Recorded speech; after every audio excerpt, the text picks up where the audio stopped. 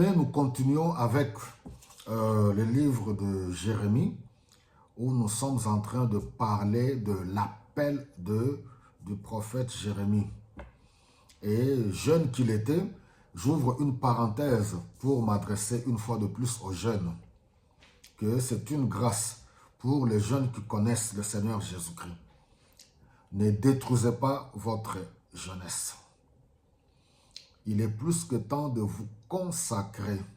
La jeunesse est comme l'aurore, elle passe tellement vite et il se pourrait que plus tard, pour certains, ils auront à regretter le temps qu'ils auront dû entreprendre et faire de bonnes choses, ils les ont gaspillés dans des futilités.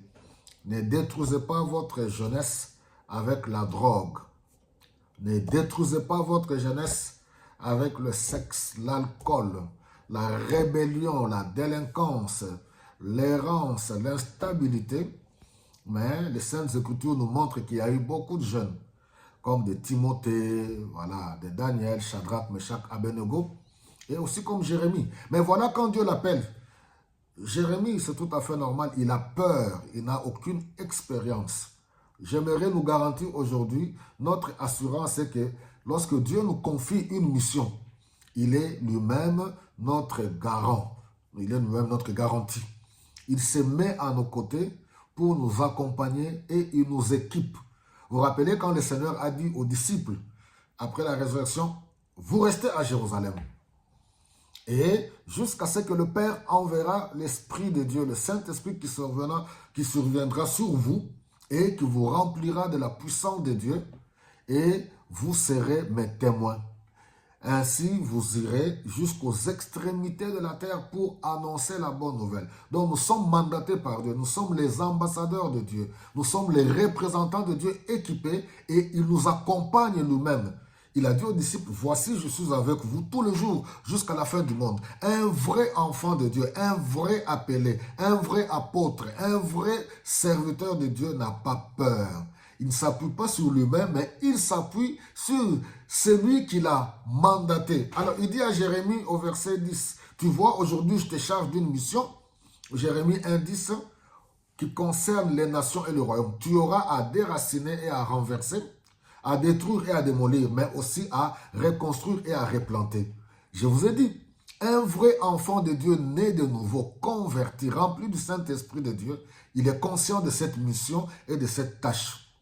En commençant dans son environnement, dans la famille, nous avons le pouvoir de marcher sur les serpents, sur les scorpions, sur toute la puissance de l'ennemi et rien ne pourra nous nuire. Il y a des choses que l'ennemi a plantées, a sémées dans nos familles, des choses satanico-diabolico. Nous avons le pouvoir dans le nom de Jésus de les démolir, de les détruire par la puissance du sang de Jésus, par la puissance du Saint-Esprit.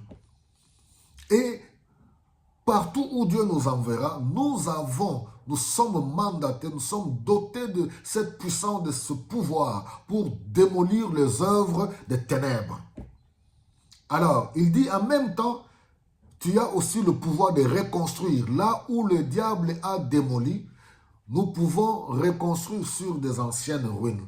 C'est-à-dire qu'un vrai enfant de Dieu comprend la grande responsabilité. Devenir chrétien, devenir enfant de Dieu, Christ n'est pas allé à la croix pour faire de nous tout simplement des danseurs, des chanteurs. J'ai toujours dit dans mes prédications, chaque chose a son temps. La louange a sa place.